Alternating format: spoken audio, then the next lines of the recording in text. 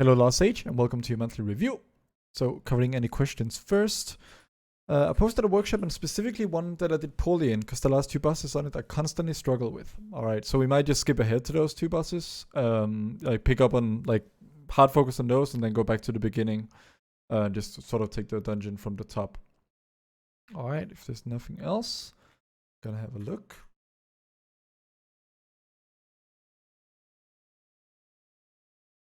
Alright, let's see here.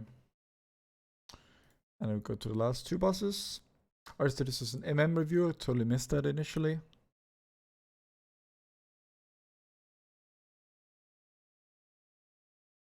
Alright.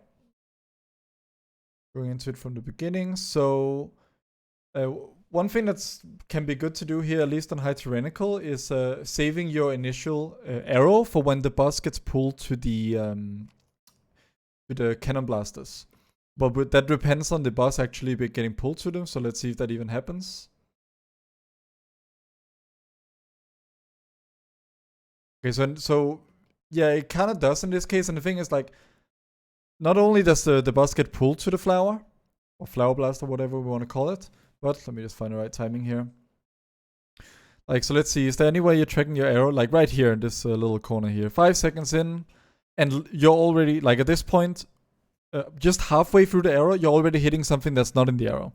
So at that point, it would have been better to just save your resonating arrow for the arrow spawn and for when the boss reaches the arrow, because then you could probably get away with not even target swapping to the flower. You can focus on the boss, because killing this boss quickly is a really big deal, and it costs you a lot of boss damage to be hard swapping out of the boss onto the flower here, and especially when you're doing so when the boss is standing in the arrow. So save your initial arrow for when the boss gets pulled to the blaster, and then just cleave off the boss if you can get away with it, which I'd honestly think you can, because I'd imagine it just kind of melts as soon as you pop your CDs, even if it's just aim shot cleaves on it. And that will also guarantee that you're constantly getting a careful aim benefit, because like once you fired 1 or 2 aim shots on this flower, you're not going to get any more careful aim benefit. Now, something else I noticed that's not so much about DPS is you're not taking advantage of the safe spot here in this fight, while the other ranged is. So if you look at Cool Jade here, he backpedals up to these stairs, and that is because here, if you're standing right here, the cogwheels that fly around cannot hit you. And especially in this case with the flower spawn that you got, he actually has a really easy time playing, because you have to worry about a few cogwheels here in the opener, which is a huge DPS loss, while he can just kind of stand there and place his arrow over here and he can reach it. Like, it would be it's kind of bad luck if you stand here in the stairs safe spot and the flower spawns in the far side of the room. Although I think you can almost get away with that if you're MM, because you have more ranged. I noticed that he's BM. So that's the main thing to begin with. Now, something else rotationally I noticed in the opener is like, okay, so you fire all your stuff here, which is all good. Then you fire off these 2 aim shots. You're going to slow it down a bit. Double aim shot, can't go wrong with that. But then instead, like, you have no more aim shots left. You got a little bit unlucky with the vigil procs. Rapid fire is available, and instead of hitting the rapid fire, which is free damage, you just kind of sit AFK here, spamming the aim shot. So, like, generally it's good habit to just always do 2 aims and then a rapid fire before doing the rest of your rotation. But, the rotation is not literally aim shot over and over. It's aim shot until you can't anymore, and then you have to work out what else you need to cast, which is usually going to be rapid fire, especially during volley here. Alright. So here we are on the flower. Now it's flame cannon here, so, and even that he would have an easy time with. You want to angle your camera so that you can look at this while sort of your rotation is on autopilot. Yeah, like, it's kind of a double whammy. Like, you swap to the plant, which costs you a lot of boss damage, and you're losing half of your resonating arrow. And then you don't even kill the arrow. Like, you swap back to the boss after the arrow is over without killing the flower. And now, since everyone else in your group seemed to do the same, the arrow is just kind of blasting people there for no good reason while everyone's hitting the boss. So that is like a lot of prevented damage you could have been prevented if you just saved your arrow and nuked down the flower initially. Now, aside from this, let's see rotationally. So aim shot, aim shot. Here, once again, like, you run out of aim shot charges, but you're really slow to react to you running out of aim shot charges.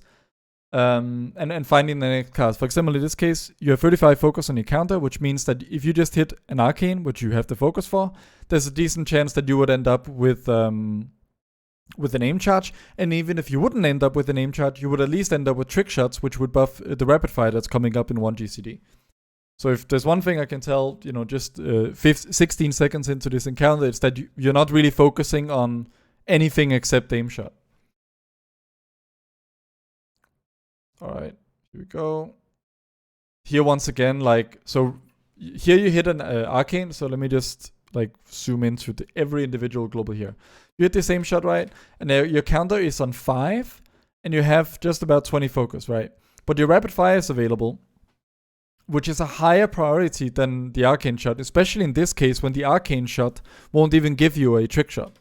So instead of hitting the rapid fire, you hit the arcane, and then you're forced to hit the rapid fire anyway. So that arcane was kind of wasted. You could have gone rapid fire straight into more aim shots. Alright. And so this brings me to another thing, another safe spot that you can employ, which is, let me just kind of fast forward a little bit, which is over here in this little gap by the door.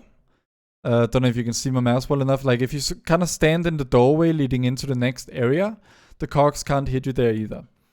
And another thing with the cogs is that if you do not have easy access to a safe spot, which is going to be the case sometimes, the best place to be is generally within the center ring, because that is the easiest place to dodge future flame cannons. And generally, it's also, you will not risk ever having a cog kind of spawn in you. Like a cog could spawn right here, and if you're lucky, it could slice right through you before you even have time to react. So aside from the 100% safe spots, there's like a 50% safe spot, which is just kind of hugging the inner ring, where you have a lot of time to react to cogwheels, and they don't have as many potential impact points, generally speaking. Alright, more aim shots. Okay, that was decently executed. That heavy movement, there's only so much you can do, and you're getting some good aim shots now. Here, once again, you have the bad habit of hitting arcanes as your first fallback when you run out of aim shot charges, when it probably should be rapid fire. And the worst part is, not only do you hit all the arcane shots, but then you just hit rapid fire anyway. And yeah, it's just a waste of focus. And here, so what actually happened here rotationally? So you hit the same shot, you run out of... Okay, so here you encounter the bug, and you have the reguarder tell you to stop, because it's the lovely bug. We love this spec. The cast ends, you hit the arcane shot, and now you're kind of confused, because there should be a steady shot moment. You should have kind of seen that coming. Because you were completely focus depleted at that point, and I could see your buttons are spamming between aim shot and arcane shot. It's not what you want. Now I just noticed something truly scary, which is that it looks like you're running Pelagos. At least it looks like right here. This kind of looks like the Pelagos thing to me. And I could be wrong. But you should definitely never run Pelagos in Mythic Plus anymore. Yeah, and it is Pelagos. Yeah, that's a huge, yeah, don't run Pelagos, run the Mechanicos. Alright, let me just go back because that distracted me. Everything kind of went haywire rotationally here. So you're hitting these arcanes, right? And you have no focus. You should be hitting a steady shot here, by the way, to get focus so you can hit the aim shot before it reaches 2 charges. Then when you actually get some focus, instead of hitting the aim shot, which is now sitting on 2 charges and is a super high priority, you hit an arcane shot. And then you still don't have enough focus. It's like you removed steady shot from your bars, because now for 5 seconds, the button to press should have been steady shot, but you're just hitting more aim shots that you don't have to focus for. And then when you realize you don't have to focus for the aim shots, you're hitting arcane shots. And then you're just falling further and further behind this way. So now the aim shot comes. You have to move here. So here would be a good time to take advantage of the safe spot. Anyway, now we have a flower spawn. Imagine if you were Mechanicos, right? This arrow would have been off cooldown, and you could have arrowed the boss and this flower, and it would have died much sooner than it's probably going to. Because at this point, it's forced a turtle out of you. Okay. Yeah, and now we're just kind of behind on everything, and now you just pop down the arrow, but you're basically not getting any aim shots into it. the bosses run out at the arrow. It was just kind of messy, and like let's just go back and sort of slow motion analyze what could have been done better here. Well, the first thing is take advantage of the save spot. The second thing is when the flame lasers are about to come, suddenly like being out here near the save spot is not a good place to be because you have more distance to travel. So I don't know exactly if you should have been here or in here. In here, you would have not had to worry about the flame laser so much. It would have given you a safer CD. On the other hand, if you were out here, you would have had to worry about the flame laser, but the cogwheels wouldn't bother you so much. So it's kind of a pick your poison thing. Yeah, I don't think any choice is wrong necessarily. But the main thing here is that like the cannons go out and you pop all your CDs, like you pop your volley.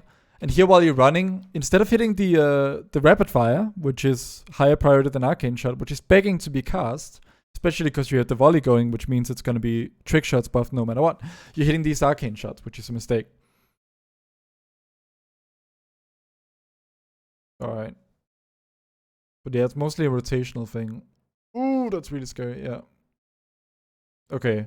And here's I think you just kind of got flustered. I mean, so let's go back a little bit. So I think maybe you got distracted by this, the Pelagos thing. Because like you could have just followed the boss through here, right, and dodged this. But then it's like you turn to face the cogwheel, and then you basically run into it. And then it feels a bit like you're not looking at it, right? Because you just kind of run straight into this, and then get hit by it from the back, which just looks like a bit of a panicky moment. And they remind you about the save. Okay, so here's the save spot. So the save spot is not way up here. It's just like here. You can see actually perfect example right here. Look at this cogwheel here that's about to hit them. It bounces off right in front of them. So this is the save spot. It's this little rectangle here. You don't have to be all the way up here. Alright.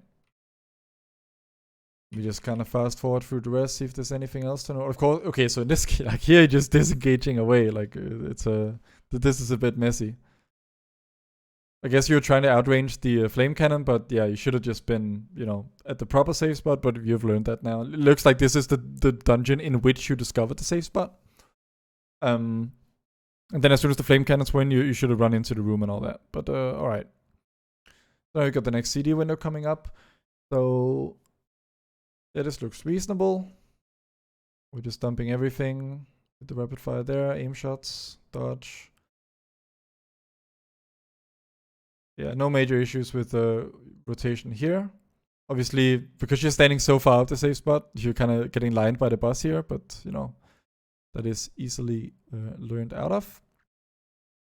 Alright, I think we also have some time to look at the final boss. Alright, went a little bit too far into it, it seems.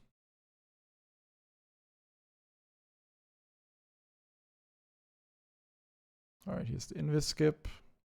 So here, like while you're invising and about to pull the boss, you should be pre-casting double tap, because now the boss is already pulled and you haven't pre-casted double tap. That is one less global that you'll have in the fight. Not a big deal, but it's kind of free DPS that goes to waste right there. Alright.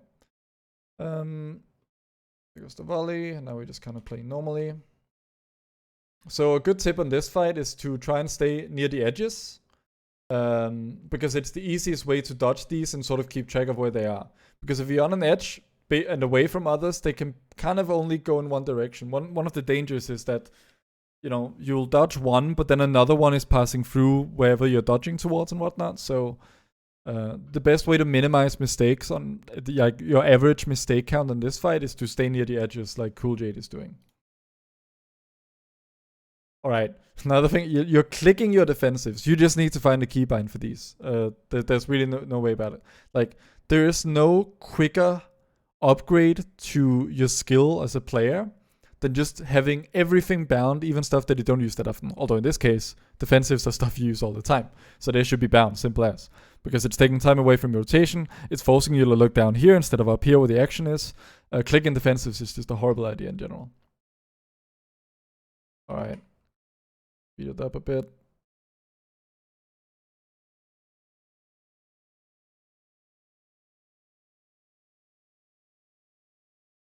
Alright. So you turtle that one, that's reasonable. Here you use True Shot when this one is like 30%. If you were on if you were worried about time, that would probably be viable. But the problem is that this boss is no longer in careful aim range. And now I worry that you will not get your true shot back. Let me just remember the timestamp. Like your true shot does not come back until the next boss is like on 60% HP or something, right? So you're completely, by true shotting when you did, you're completely missing out on a true shot careful aim alignment, which is like where MM burst really shines, right? So what I would have done, given this timer situation, is play more for safety, which is generally about shortening the second phase of the fight because it's more healing intensive. And essentially just saving these cooldowns for the pull of the next one. But rotationally, I don't really have any major complaints here. And here it ends. And find your position.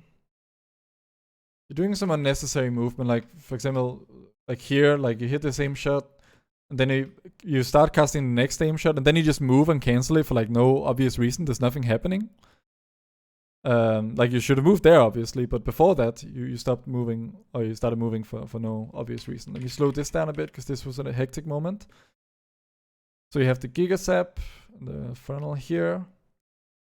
And like, I'm just trying to understand why you disengage. Like, this is a bit of a panic disengage. Like, it looks to me... Okay, now this is reasonable, I think. Yeah, I think this was the good choice, because if you'd gone to a side, you could have killed someone else. This was reasonably played. A little bit sketchy, maybe. And here, once again, clicking the exhale. Yeah. Not optimal. Missing a few opportunities to aim shot. Like, you're hovering your mouse over the health. Like, you shouldn't hover your mouse over the health healing tonic if you have no Giga Zap debuff on you. Right here. And here, like, the reason you're dying here is because you're not in melee with the rest. And this thing is distance-based in terms of damage. So it's pressuring the healer way more than it needs to be. Like, it's fine being out here for the fight in general and baiting these out to the sides and whatnot. But as soon as the Magneto arm appears, you should be closer to melee. And here you just kind of take out... Let's see, so... Then if... I mean, yeah, you just burn through all your defensives. Like, you use a healing tonic here, even though there's no, like, damage happening. Well, there's the Magneto arm, but, like, this is a bit of a panic. And now... And then you die right after to the Giga Zap, which needed the healing tonic to a way better extent. So... You know, not only are you clicking defenses, but you're also kind of using them in a panicked way instead of sort of... And that is, like, I'd say, a symptom of clicking them. Because when you click them, it's so much effort to use a defensive that, like, you don't have that much time, sort of mental overhead to think about whether you should use it in a given situation. Like, because... Like, basically, once you've moved your mouse there, you've already expended so much effort that it's a waste not to press it almost. Whereas in another situation, like, here's what I would do in this situation. Okay, Magneto arm is hurting a bit. But, like, it's over in, like, I don't have the timer on hand, but, like, a few seconds, right? You're at 50% HP. Like, you're not immediately dying. It's not really worth the healing tonic there. And then, like, obviously this kills you straight after. But also it looks like you're perhaps outranging the healer. This doesn't look like 40 yards, but the party frame, he's grayed out. So I don't exactly know what's up with that. But yeah, this is like poor defensive usage overall. Not sure if there's more to it. Alright, I guess it's a wipe at this point. Or maybe not a wipe. But it is a deplete, unfortunately. Yeah. Alright, let me just pick up. Is there any, like, can I maybe talk about a trash pack? Maybe the trash pack before third boss? Before we wrap up.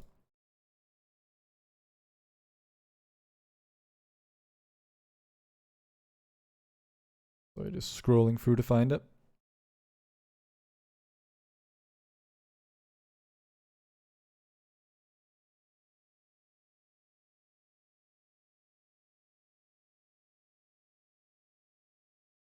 Okay, did they clear the pack without you, or was it cleared ages before? Kind of confused about what happens. It looks like you do the gauntlet a billion times. But are they fighting the... well, okay, I don't know. But yeah, I guess it's a 20-minute video already. So yeah, I hope that helps. Any questions, don't hesitate to hit me up on Discord. Thanks so much for your support, and I'll see you in the next one. Bye-bye.